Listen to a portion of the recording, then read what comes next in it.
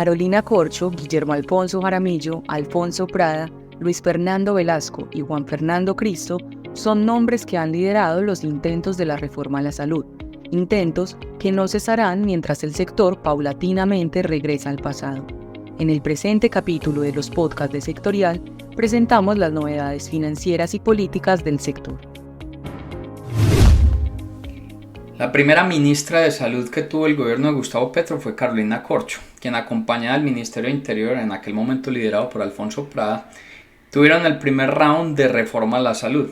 Un proyecto en aquel momento que no tenía ningún tipo de consenso, que iba a ser radicado de forma abrupta. Por esas mismas razones ni siquiera tuvo debates en el Congreso.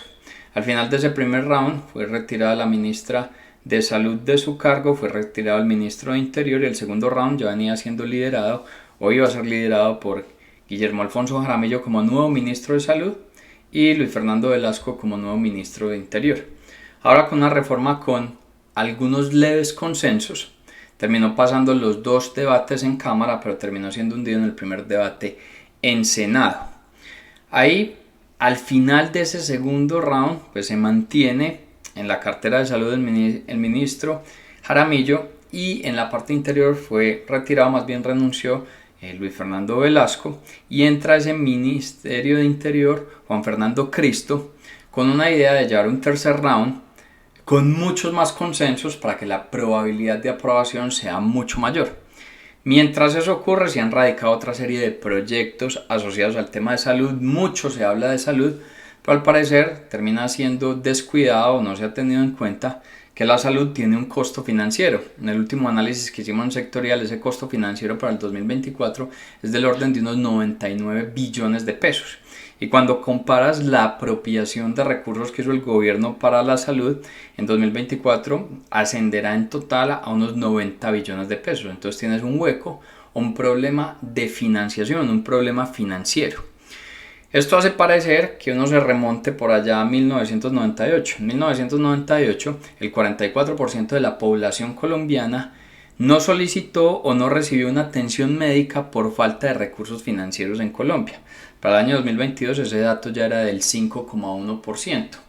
Tener unos recursos en salud pues permite que las atenciones se presenten, que se genere un servicio adecuado. De lo contrario, pues vamos a caer en una situación completamente desfavorable.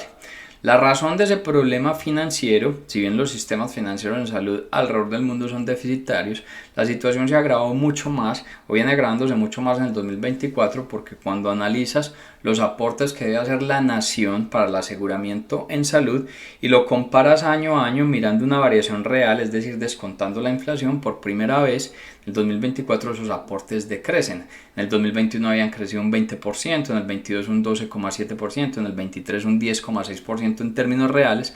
Para el 2024 disminuyen en términos reales en el orden del 3,1%. Entonces, ¿qué va a pasar si plata no hay? Teniendo en cuenta que el ministro Ricardo Bonilla, que lidera la cartera de Hacienda, es decir, la que maneja los recursos financieros desde el gobierno, hizo un análisis en lo que tiene que ver con el marco fiscal de mediano plazo y dice que en el 2024 el déficit o el balance fiscal de nuestro país, del gobierno, va a tener un déficit del orden del 5,3% y que para el 2025 ese nivel será del 3,5%, es decir, que se va a disminuir ese déficit fiscal en el orden de 2 puntos. ¿A punta de qué? Pues probablemente, o probablemente no, está claro, que a punta de un plan asociado a una reforma tributaria.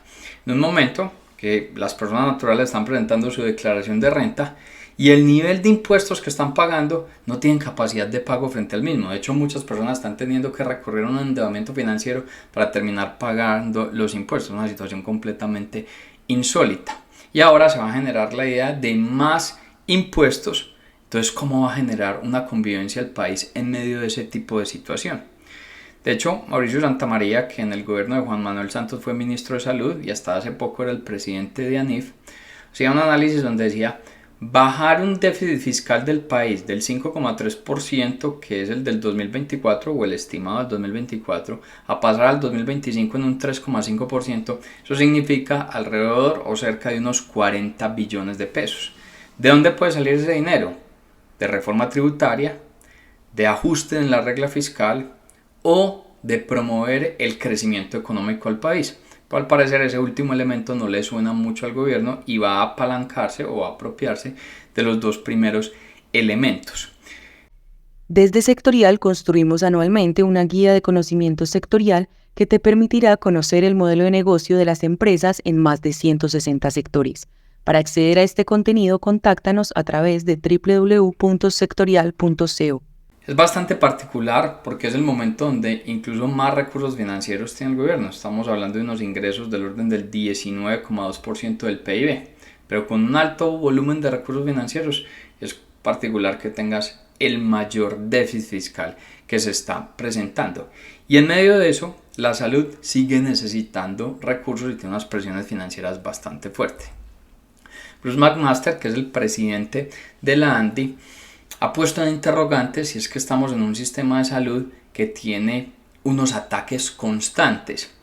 Y hacía referencia, por ejemplo, cuando se decretó la emergencia sanitaria en La Guajira, buscando crear por parte del gobierno un piloto de salud en esa región. Reseñaba también el piloto explícito de reforma a la salud que se presentó con la salud de los maestros, que eso finalmente no tuvo un desenlace favorable. Y luego con todos los elementos asociados a intervenciones forzosas que ha realizado el gobierno a las diferentes EPS. La ANDI ha apelado a un tema donde se tienen que hacer más revisiones asociadas al tema de la UPC, la asignación de recursos en cada uno de los tipos de patologías o tener algunas bolsas particulares en el frente de patología. Ve la necesidad de una reforma a la salud, pero donde el privado siga apalancando las responsabilidades asociadas a la atención y la parte pública tenga más unas funciones asociadas a la vigilancia, al control, a la política pública asociada en materia de salud.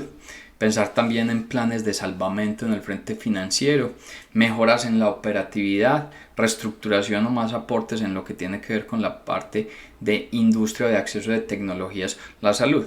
Porque mientras se habla de todos los temas de reformas, las atenciones en salud vienen disminuyendo y los accesos a tecnología en salud vienen también cayendo. Por su parte, Ana Rodríguez, que es el vicepresidente de salud de la ANDI, ha advertido que los problemas financieros van a seguir existiendo. Entonces, si van a seguir existiendo, muy probablemente es un momento de empezar a analizar alternativas para distribuir el riesgo financiero que se presenta en salud. Alternativas como que puedan llevar a un punto de equilibrio entre los agentes privados, el mercado, promover una mayor eficiencia y provisión de servicios, una gestión sostenible en los recursos.